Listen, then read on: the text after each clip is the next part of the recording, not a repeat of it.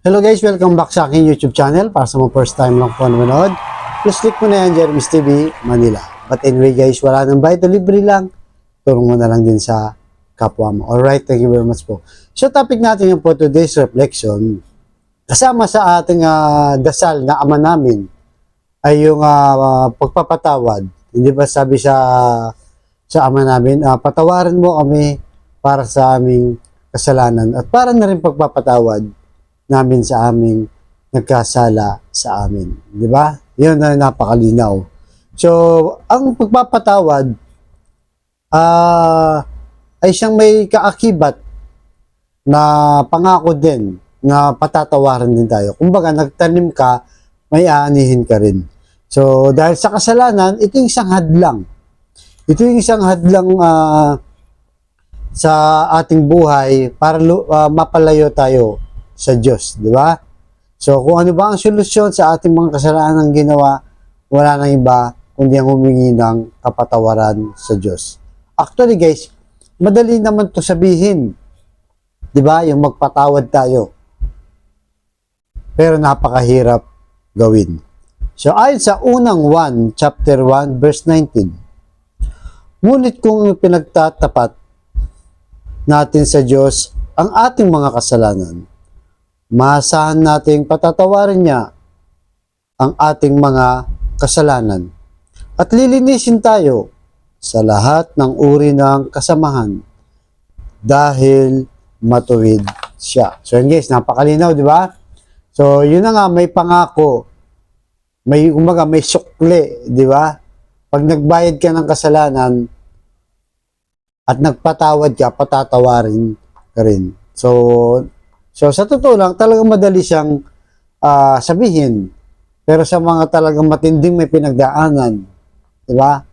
Lalo na yung nagkasala sa'yo, ay kapamilya mo. Bawa kapatid mo, di ba? Niloko ka, in-scam ka. Masakit yun. Para kang tinrader kasi kapatid mo yun. Kaya naman magulang mo, pinabayaan ka, di ba? Hindi ka binigyan ng sustento, wala ka nakagisnan na magulang. Tapos malaman mo may iba palang pamilya. Di ba? Napakaraming mabibigat na pagkakasala sa atin ng ating mga kapamilya o kapwa-tao. So masakit yun kasi kung talagang malapit sa'yo o close friends mo rin, ginawang ka lang hindi maganda. So, dahil doon, siyempre, lumalalim. Lumalalim yung sama ng loob mo, yung sugat sa ginawa sa'yo, di ba? At maraming beses, minsan paulit-ulit pa sa mga mag-asawa, di ba? Laging nag-aaway din, minsan paulit-ulit pa, guys. Yung away o yung ginagawang kasalanan ng mapababae man o lalaki. So, ang sabi dito, kung sasabihin lang natin o maging humble lang tayo, humingi ng tawad sa Diyos, ay tsak yun, patatawaran tayo. Dahil ang Diyos hindi naman nagtatago, di ba? Hindi naman iniipon yung mga maling gawain natin, yung mga kasalanan natin. Ang tinitingnan ng Diyos, yung pananampalataya natin at yung mga blessing na pinagkakaloob niya. Kaya kung ikaw man ay may matinding nakaaway, nakaalitan, nag-traitor sa'yo, at yung ano-ano pa mga masasakit, di ba? Kailangan mong nang patawarin. Diba? Huwag mo nang patagalin, guys. Minsan maabot, di ba, sa magkakapatid lang, hindi nag-uusap. Halos sa taon na, 1 taon, 2 taon, minsan dekada pa nga. Ayaw nilang mag-usap. Nung iiwasan sila. Pag may mga reunion, hindi pa nga sila hindi pa, hindi na umaattend o hindi pa nagpapansinan. Maraming ganun, di ba? Na hindi nag-uusap. Minsan na mag-asawa. Di ba? Iisang bahay lang, iisang bubong lang. Kahit maiksi lang ang bahay, studio lang. Pag nagkasalubong, nag-iiwasan pa, hindi pa nakikibuan. Dahil din sa kasalanan na umahantong sa paghihiwalayan at pag-aaway dahil nga sa pride, di ba? mataas ang pride mo, ayaw mong bumaba, lalo pat alam mong hindi ikaw yung may kasalanan, di ba? So, ang problema dito, baka mamaya, madatnan ka, di ba? Wag naman sana, at di rin naman natin alam, di ba? O kaya malay mo, yung taong gumawa sa'yo ng kasalanan, biglang nawala, hindi na kayo nagkaayos. Lalo na kung kapamilya mo pa ito, napakasakit nun. Di ba? Pupunta ka na lang sa kanyang burol, iyak-iyak ka na lang. Wala ka nang magagawa. Ibubulong mo na lang. So, mas maganda sana kung hindi na umabot sa puntong ganun.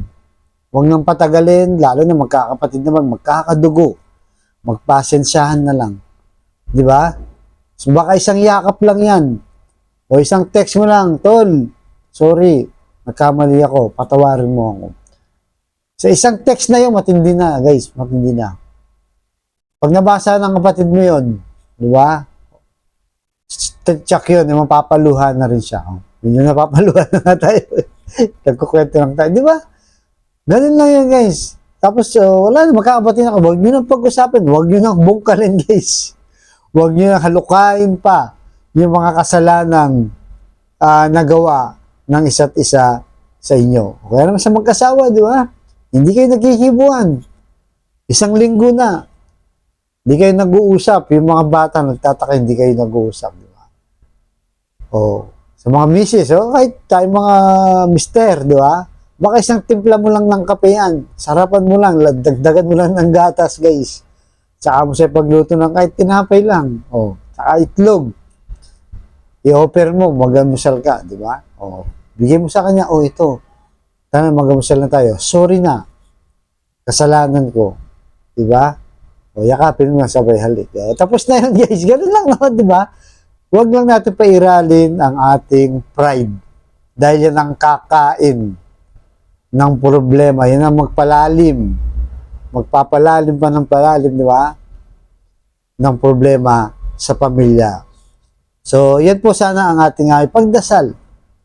Na hanggat may pagkakataon pa, hanggat nandyan pa yung taong malapit sa'yo, yung taong kadugo mo na nagkasala sa'yo, ikaw na magpakumbaba. Huwag ka nang magtiis. Ayahan mo na. Total tapos naman na yan. May damage na. Wala ka nang magagawa. Walang rewind sa buhay. So, habang may panahon pa, yun, pwede guys, pwede pa. Para at least payapa ang pamilya. Di ba? Masaya ang pamilya. Lalo na pag may mga okasyon na minsan di mo naman maiwasan. So at least pag may okasyon, masaya na kayo. At hindi lang yun guys, nakaka-stress yun. Baka magkasakit ka pa, di ba? Kasi hindi ka makatulog eh. Hindi ka makatulog dahil sa nag-away kayo ng asawa mo. Di ba? Pag natulog kayo, nagtatalikuran kayo. Di ba ganyan guys? Hindi kayo nag-uusap. Isang bahay lang naman kayo. Sa mga magkapatid, ganun din.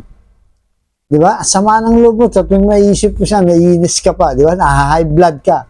Kailangan mo nang uminom ng maintenance, ng losartan, o ng amlodipine. Di ba? So, ganun po guys. Huwag nyo nang hintayin na ganun.